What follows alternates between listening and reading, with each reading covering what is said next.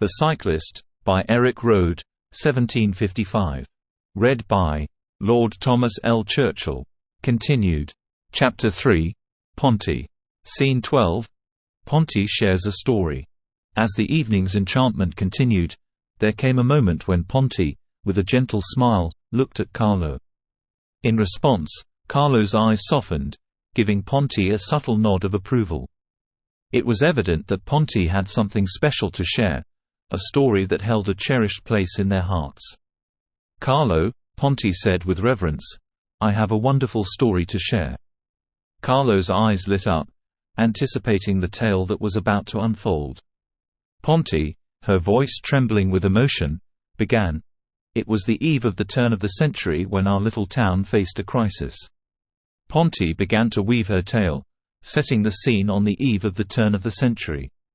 Ponty, described with a loving glint in her eye and her tone full of compassion, continued, "Carlo, the baby, was born as the most adorable child the town had ever seen. However, joy quickly turned to concern when, just a few days after his birth, something troubling was discovered about his blood. The town's doctor was baffled, and desperate measures were needed. The doctor said with a voice of concern, 'I've never seen anything like this.'" Ponty's voice carried the weight of history as she continued, revealing that Carlo's blood was a rare type in their region of Italy. Even in Rome, the capital, a suitable donor couldn't be found. Time was slipping through their fingers, and the entire town turned to fervent prayer, performing novenas to the Virgin Mary for the baby's well-being. Alex, unfamiliar with the term, nodded in understanding as Ponty explained the significance of novena prayers, a plea to God for divine intervention in dire situations. Ponty added, her voice filled with reverence, "Novenas were our lifeline, a plea to God for a miracle." Ponty, tears in her eyes, continued, "The whole town prayed day and night for a miracle."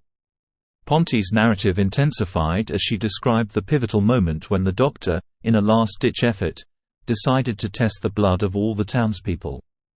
To their despair, no one in their town was a match for baby Carlo. It was a bleak situation. The doctor, his voice tinged with helplessness, admitted, "I've exhausted all possibilities." Scene 13. The grandfather. Then, as if sent by some miraculous providence, Carlo's grandfather, Angelo, appeared. He had been far away, exchanging farming knowledge with farmers from the south of Italy. No one had informed him of the dire situation because they didn't want to worry him. The entire situation had unfolded so rapidly that there was little understanding of the complexities of baby Carlo's condition. With tears welling up in her eyes, Ponty continued. Carlo's grandfather, Angelo, had arrived at the hospital in Rome, where baby Carlo had been transferred just hours earlier. Angelo, a towering figure at 6 feet 2 inches, with broad shoulders and a strong yet peaceful demeanor, had been the beacon of hope they desperately needed. Ponty described with awe, "He arrived like a guardian angel." Angelo was immediately tested, and it was discovered that his blood matched baby Carlo's.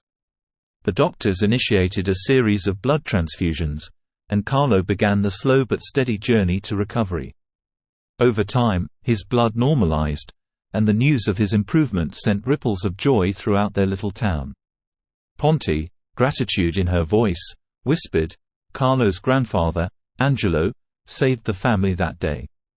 Ponty explained the inexplicable bond that had formed between Carlo and his grandfather, Angelo, as he grew up. It was a bond that transcended words, a connection forged through the unbreakable ties of life and love. Carlo, a twinkle in his eye, recounted, "We had a pact, my grandfather and I. He would live a full life, and I would be there every step of the way." In later years, the roles reversed. Angelo fell ill and required blood. In a touching act of reciprocity, Carlo became the donor for his beloved grandfather. As Ponty concluded her story, Carlo's eyes glistened with tears, but they were tears of nostalgia and happiness. Moved to the core by the depth of this family tale, Alex felt the significance of the moment. To change the mood and honor this profound story, Carlo raised his glass, his voice filled with emotion. To my grandfather, Angelo, who always lives within me, salute," he toasted. Alex, a proud smile on his face, raised his glass alongside Carlo's and said, "To the strength of family bonds." Ponti embraced Carlo with a joyful smile, and in that heartfelt moment, beneath the canopy of stars, they celebrated not only the past but also the enduring bonds of love and kinship that defined their lives. Scene 14. Ponti's family. In the soft glow of the evening, as the fragrant aromas of Carlo's cooking filled the air, Alex turned to Ponti with genuine curiosity. He asked her, "Were you also born in this region of Italy?" Ponti, a thoughtful and graceful woman, paused for a moment, her gaze briefly seeking Carlo's silent approval, a gesture that spoke volumes about their mutual trust and respect for one another. Carlo, with an inexplicable sense of confidence in the young American cyclist who had entered their lives just hours ago, offered a reassuring smile in response. Ponti quoted Carlo's grandfather, a man of wisdom and experience, had once said, "Carlo, I have an idea." Carlo, always respecting his grandfather Angelo's insights, replied with eagerness, and said, "Oh, let's hear it." It was a trust that typically took years to develop but had materialized swiftly in the presence of Alex. With Carlo's unspoken support, Ponti delved into the memories of her past. Ponti's story began with her cherished family, the foundation upon which her life was built. She was the youngest member of a close-knit clan, with 3 older brothers, each one a pillar of strength in their household. The bond they shared was unbreakable, and their childhood was filled with laughter, adventures, and the warmth of familial love. "My father," Ponti said with a voice filled with love, "he was the heart of our home. He cherished me, and I was his sunshine." Her mother, who had a quiet strength, was the embodiment of love and care, ensuring that their family thrived amidst the challenges of rural life. Ponti added with a hint of nostalgia, "My eldest brother would always say, our home was always filled with laughter and camaraderie. We were each other's greatest allies." Their family, like Carlo's, were farmers who toiled tirelessly to cultivate the land and provide for their loved ones. Their farm, nestled near the town, was a validation to their hard work and dedication. Carlo's grandfather once said in agreement, "The roots of a family run deep, and they are what keep us grounded." The first time Carlo caught a glimpse of Ponti, it was a casual encounter in their small town. His attention was elsewhere, his mind occupied with thoughts that had nothing to do with the young girl he had briefly seen. At that moment, there were no sparks, no immediate recognition of the connection that would bind them in the future. In a town where the love of literature and romance was a rare indulgence, Ponti was one of the exceptions. She had a deep passion for reading and an innate talent for writing. Her dreams extended beyond the confines of the countryside. She aspired to become a writer and bring back the richness of artistic culture to her family and their town. "She was the one who saw beauty in every leaf, every sunset," Carlo remarked, a sense of admiration in his voice.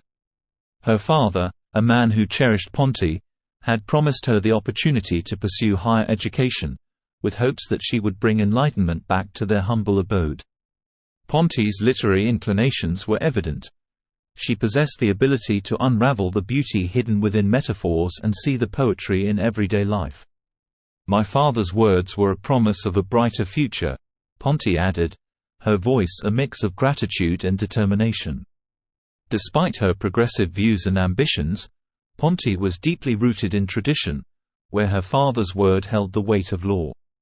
However, life can be as unpredictable as a sudden change in the wind, and Ponti closed her eyes momentarily, recalling the turbulent times that were about to follow. Scene 15. War. Carlo's grandfather, a man known for his wisdom and resilience, once shared a piece of sage advice with Carlo. "Carlo, remember, in the face of life's storms, it's the roots that keep the tree standing." Soon, Italy was plunged into the turmoil of the Great War. Her 2 younger brothers were conscripted, and the eldest voluntarily enlisted to protect his younger siblings. Tragically, none of them returned home, leaving Ponti's family with the heavy burden of loss. In the aftermath of the war, Ponte's family faced daunting challenges. Her father, resilient and capable, managed the farm with assistance from laborers, but Ponte's future seemed destined to revolve around caring for her aging parents. Years passed, and most of her friends married and started families of their own. Ponte, once the center of attention in her town, found herself facing a different fate.